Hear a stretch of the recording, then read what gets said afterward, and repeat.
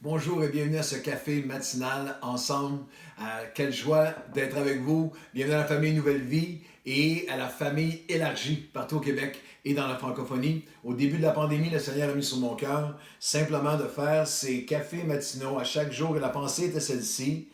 Tu vas accompagner mon peuple dans chacune des étapes de cette pandémie avec la parole et la prière à chaque jour et aucun d'entre nous n'aurait pu imaginer tout ce que cette pandémie était pour amener. Mais en fait, je ne savais pas moi-même que c'était pour être plusieurs pandémies simultanées. Une pandémie que nous vivons tous partout où vous soyez dans le monde, où vous soyez au Québec, nous le vivons tous.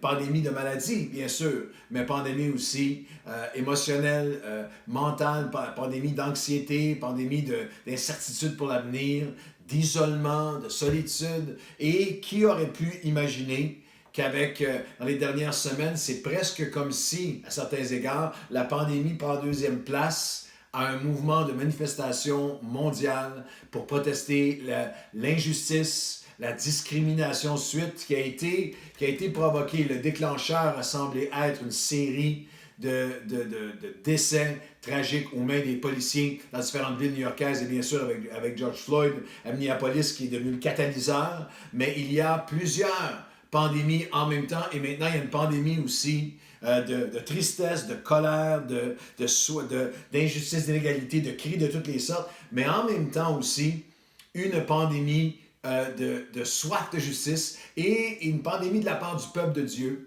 que je ressens profondément de vouloir répondre bibliquement, être l'expression du cœur de Dieu. Alors dans ce mandat que je ne savais pas quelle était pour être toutes les étapes, mais que Dieu avait mis sur mon cœur, tu vas accompagner mon peuple, je crois que c'est une responsabilité aussi, encore pendant quelques jours cette semaine, de vous accompagner, mais de cheminer, de marcher ensemble avec Jésus face à cette pandémie aussi qui adresse le racisme, la discrimination, le favoritisme.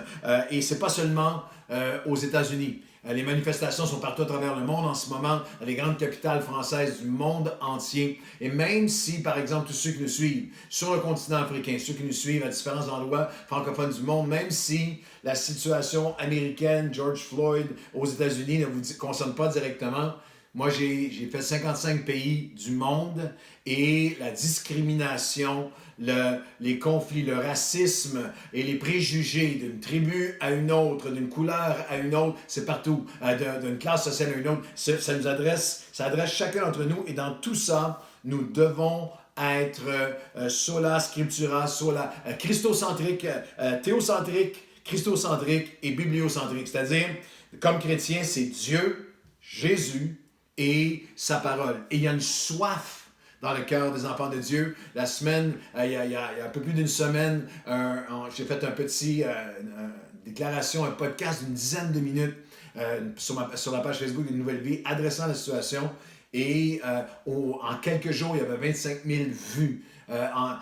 Si vous avez manqué cette présentation, je vous invite à y aller. Il y a plusieurs des cafés matinaux des derniers jours qui adressaient la position biblique sur l'injustice, sur le racisme, sur le préjugé.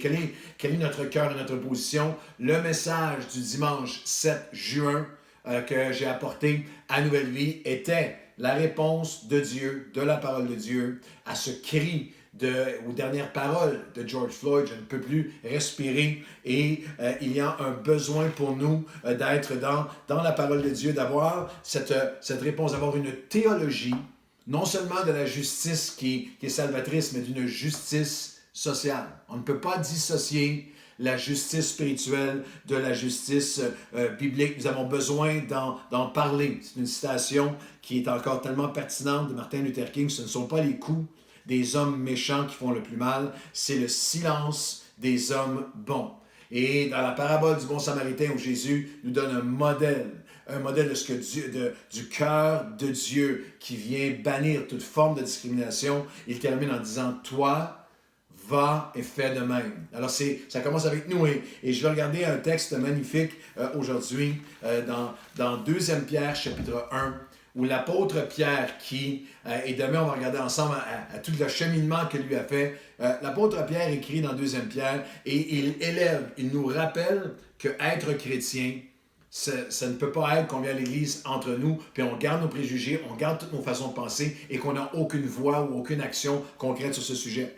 Dans 2 Pierre, chapitre 1, je commence avec le verset 1. Simon Pierre, serviteur et apôtre de Jésus-Christ, à ceux qui ont reçu en partage une foi du même prix que la nôtre, par la justice de notre Dieu, qui est le Sauveur Jésus-Christ. L'apôtre Pierre commence, vous allez voir pourquoi aujourd'hui et demain, l'apôtre Pierre commence en disant, cet évangile-là, il est non seulement pour les Juifs, mais il est pour toutes les nations. C'est par la justice de Dieu, sans discrimination, sans exception de personne, sans acceptation de un au détriment de l'autre. Et là, il élève, c'est quoi être un croyant? C'est quoi notre appel réel dans toutes les époques, mais aujourd'hui? Comme sa divine puissance, 2 Pierre, chapitre 1, le verset 3. Comme sa divine puissance nous a donné tout ce qui contribue à la vie et à la piété, au moyen de la connaissance de celui qui nous a appelés, de sa propre gloire et sa vertu.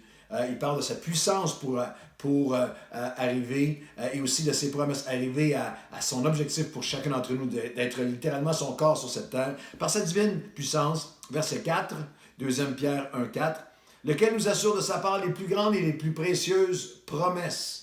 Alors nous avons une puissance, nous avons des promesses. Dans quel but? Afin que par elles, vous deveniez, que je devienne, que vous deveniez participants de la nature divine. Va, toi, et fais de même. Va, toi, et abolis toute trace, toute forme d'injustice sociale, de discrimination. Littéralement, qu'on devient transformé à son image. Nous devenons participants à la nature non discriminatoire de Dieu.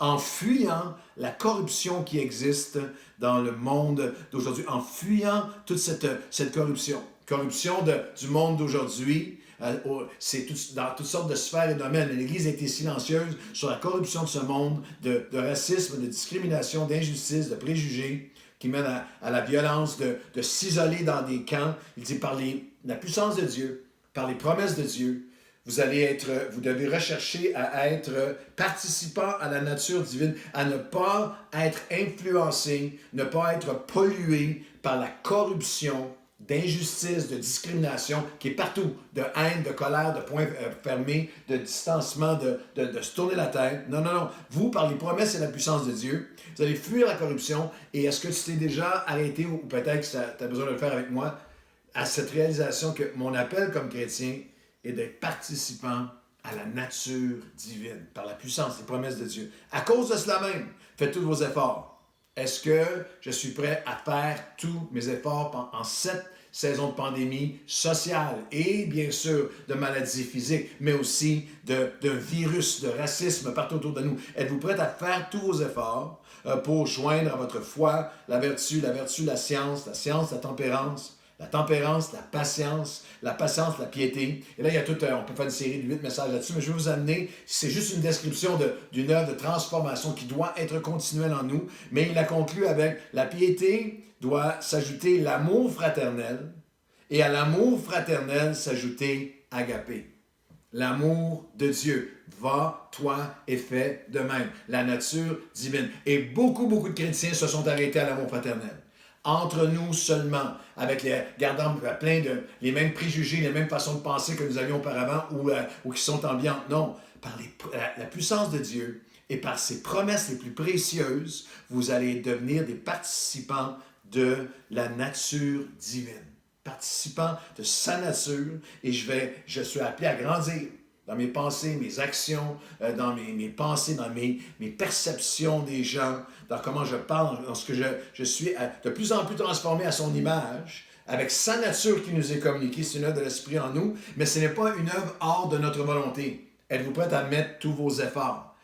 C'était quand la dernière fois que j'ai vraiment prié, Seigneur, viens me communiquer ta nature divine face à la discrimination, face à des gens différents de moi, face à d'autres cultures, face aux blessures. Là, je ne parle pas seulement aux Blancs, face aux Noirs ou aux Noirs. Chacun d'entre nous, face à l'amertume que je peux avoir, aux douleurs, aux injustices que j'ai souffert. Seigneur, c'est quoi ta nature à toi, pour moi? Je parle à l'Église chrétienne blanche, et je parle à toi qui es un chrétien blanc et un chrétien noir aussi. Seigneur, donne-moi ta nature divine, participant à ta nature. Toute ta puissance, toutes tes promesses sont là pour ça. Nous devons mettre en ce moment tous nos efforts pour que pour que le crime terrible, la crise et le crime terrible qui a provoqué le crime qui a provoqué toute cette crise mondiale d'injustice, de créer l'injustice, pour qu'il devienne un catalyseur, pour que le crime et la crise deviennent un catalyseur, ça commence avec ton cœur et le mien, qui dit, Seigneur, je dois aller plus loin que l'amour fraternel entre nous. Mais non, tu veux m'amener dans la dimension agapée. L'amour inconditionnel, l'amour sans condition, l'amour sans parti pris, l'amour sans discrimination. Car si ces choses sont en vous, est-ce que ces choses-là, ce texte m'appelle tellement à la prière aujourd'hui, est-ce que ces choses-là sont en moi? Et non seulement est-ce qu'elles sont en vous, mais est-ce que si ces choses-là le sont avec abondance, si elles abondent en moi, si cet amour comme celui de Dieu abonde en moi, vous ne serez pas oisif et stérile. Tu ne seras pas sans action pour combattre l'injustice et tu ne seras pas sans fruit. Quel est le fruit de la nature de Dieu en moi? Et là, il termine en disant, si ces choses sont en vous avec abondance, elles ne vous laisseront pas oisifs ou stériles dans la connaissance de notre Seigneur Jésus-Christ. Tu vas connaître le Seigneur, tu vas le communiquer, tu vas l'incarner, tu ne seras pas oisif, tu vas être actif. Tu ne seras pas stérile, tu vas porter du fruit. Et le dernier verset pour aujourd'hui, on va continuer demain. Mais celui en qui ces choses ne sont pas, il est aveugle, il ne voit pas de loin. Il a mis en oubli la purification des péchés passés ou la purification de ses anciens péchés. Nous avons besoin de prier ensemble, Seigneur, par ta puissance, par tes promesses précieuses. Je ne veux pas être oisif. Je ne veux pas être stérile sans fruit. Je veux mettre tous mes efforts afin que tu puisses me communiquer de ta nature à toi. Et il y a, sans se condamner ou décrier le passé, sans changer aujourd'hui, ne change rien. Mais l'apôtre Pierre, et on va parler de Pierre demain, et personnellement dans les Écritures de son cheminement face à la discrimination, il dit, celui en qui ces choses ne sont pas, il est aveugle. Il ne voit pas de loin. Il a mis en oubli la purification de ses anciens péchés. Il y a des péchés, il y a des tares, il y a des tâches par l'Église chrétienne à travers l'histoire qui a été silencieuse, qui a été complice et parfois qui a été participante. Il y a des centaines d'années de l'histoire humaine où l'Église était chrétienne dans son sens large. Il y a eu des édits papaux qui donnaient l'avant à l'esclavage à travers le monde, par exemple. Il y a eu toutes sortes, et ça semble loin, mais je veux qu'on regarde à mon cœur aujourd'hui, mon Église, moi comme leader, moi comme croyant. Est-ce qu'on peut prier ensemble et dire, Seigneur, nous ne voulons pas mettre en oubli le travail que nous avons à faire de purification, de repentance, de cet héritage ancien, de discrimination, de juger les gens, de préjudice. Aujourd'hui, nous prions ensemble. Seigneur, nous prions ensemble aujourd'hui. Alors que cette pandémie, ces nombreuses pandémies nous entourent, nous voulons être l'incarnation de qui tu es. Nous voulons être participants à la nature divine, par ta puissance, par tes plus merveilleuses promesses en nous.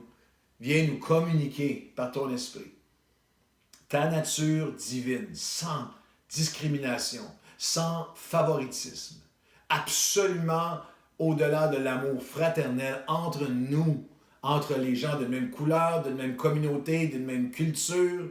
Non, transcendons, allons plus loin, par ton esprit, dans ta nature divine, non seulement dans l'amour fraternel entre nous, mais l'amour agapé. L'amour inconditionnel de Dieu. Viens le répandre dans nos cœurs. Nous ne serons pas oisifs.